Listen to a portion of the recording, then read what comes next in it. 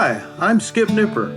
Welcome to Skip's Corner, the podcast where I tell you about not only Nashville's great baseball history and traditions, shot to right, a one-hop liner, but certainly about its past. And you will hear a little bit about its present and future, too. Yes, he can. It makes the waist-high catch. There are great stories about Tom Wilson Park, Herschel Greer Stadium, Sulphur Dell, and the players, coaches, and fans who love everything about baseball. And every once in a while, you will get to hear from a special guest who will share their fondness and even passion for the great game. The high fly ball down the right field corner, going way back, hits a lead-off home run. There are so many facets of Nashville baseball and its history. Of course, I love to research about the Nashville Vols and the Nashville Elite Giants and Negro Leagues baseball and vintage baseball, 19th century baseball.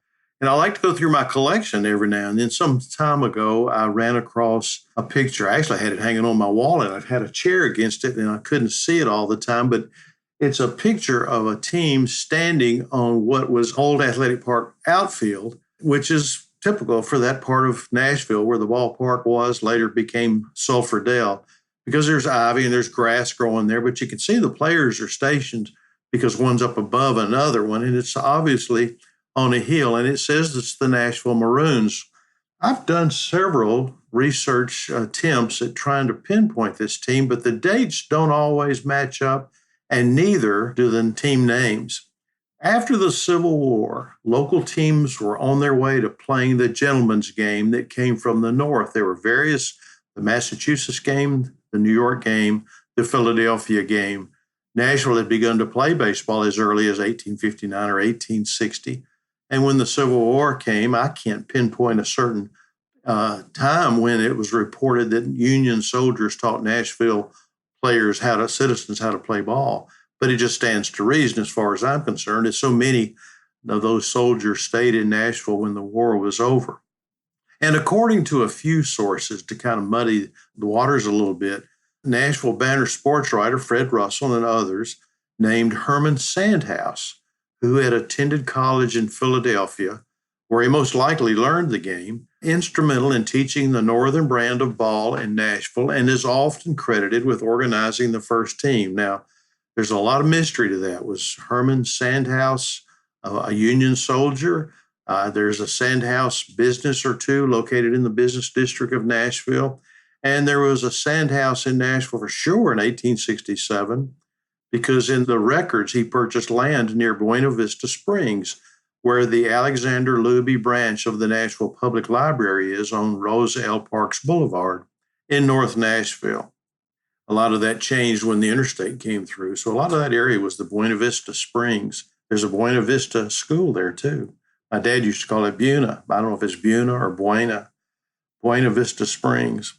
Now, Sandhouse moved to a location near Dixon, Tennessee at some point, so it's hard to pinpoint exactly whether it is him, but I believe it is. I just don't know his history for being in Nashville and his relation to baseball, other than what Fred Russell and others have written about.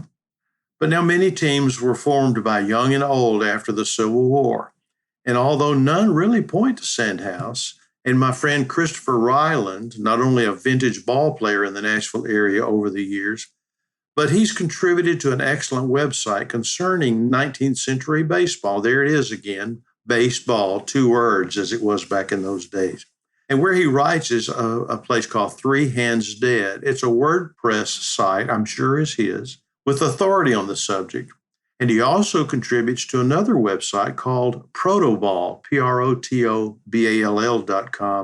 for tracking the history of the ball teams of long ago. And if you can ever contribute to that, trying to piece those puzzles together is a daunting task, but over time it can be done. And although incorrect, one of the claims for the earliest teams comes from a newspaper article in the Nashville Tennessean written by sports writer Will Grimsley in, I think, 1938. And in it, he interviews 2 players from a team named the Nashville Maroons.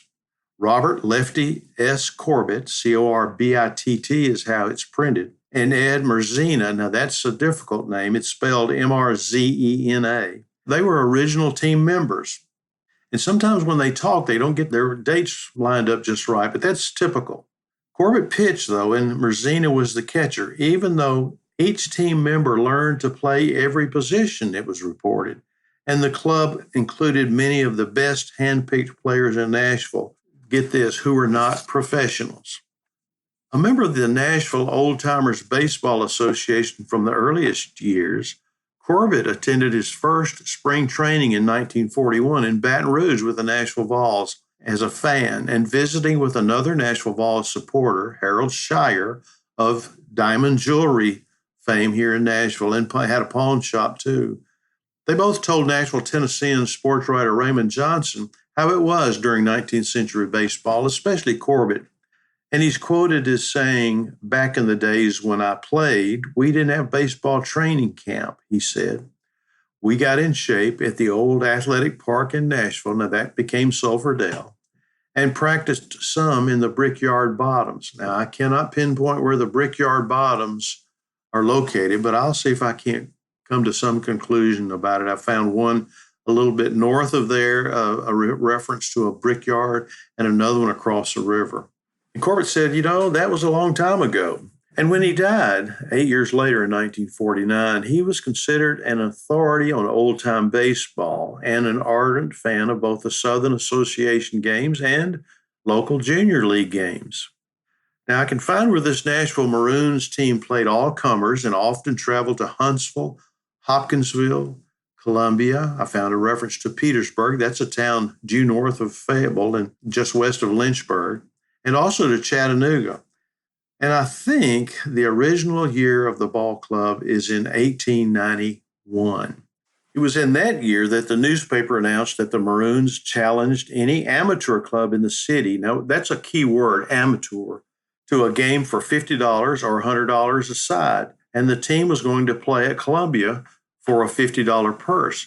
So they're asking for amateur teams, but they're challenging teams for a purse of X amount of dollars. And later that season, in October of 1891, one of the Maroons players was shot and killed. William F. Pat, he was known by, Milliron, Milliron, a trainer and stable boy, was allegedly shot by one of his best friends, a man named William Amaker, who was 39 years old and was a drinker. And there was some kind of an argument. Now, Milliron was one of the best young players on the Maroons during the 1891 season, and he was buried in Nashville's city cemetery. Now, jump ahead till April of 1892, the team reorganized and was ready to accept challenges. Mrzena, captain and catcher, welcomed Rooney and Gagan, infielders Martin, Watkins, Durgan, and Sullivan, Kennan, Hammonds, and Lush as outfielders. Now, it was widely known that each man considered himself a utility man, not a particular position man, meaning he could play every position. Except for Corbitt and Mrzena, they were battery mates, and they played together, according to their recollection, for 5 seasons, and claimed the ball club did not lose a game for those 5 years.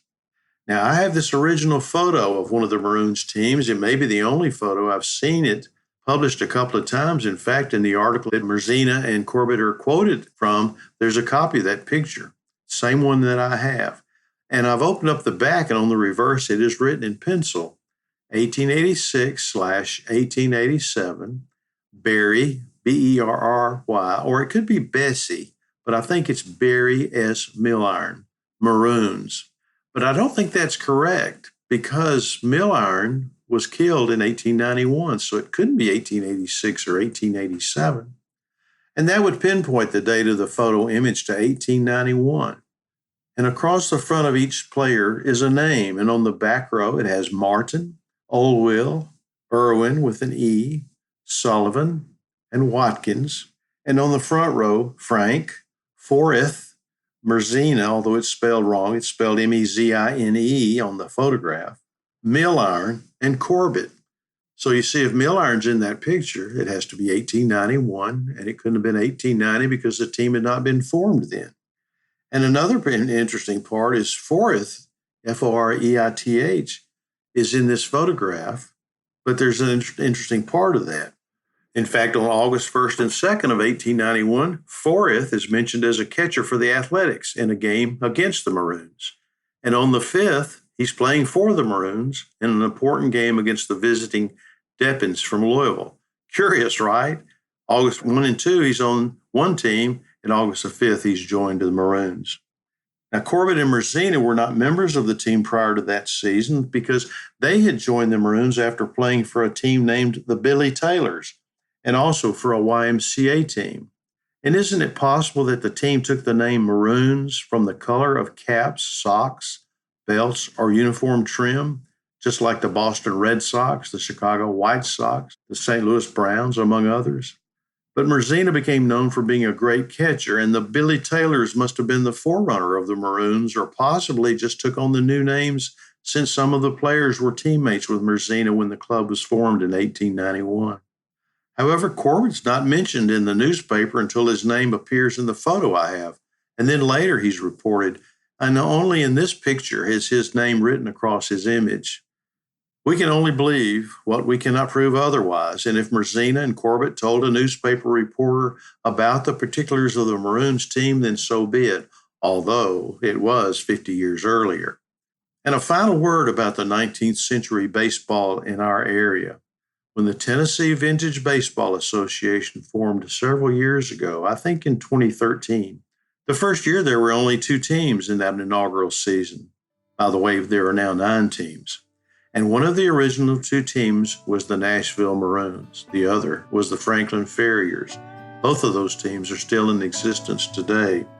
And the league plays by 1864 rules, which predates the Maroons of Mrzena and Corbitt, although there could have been another club called the Maroons earlier than that. But that's still a testament to baseball, when it was 2 words, and the league laid the foundation of today's ball teams, including the Nashville Maroons.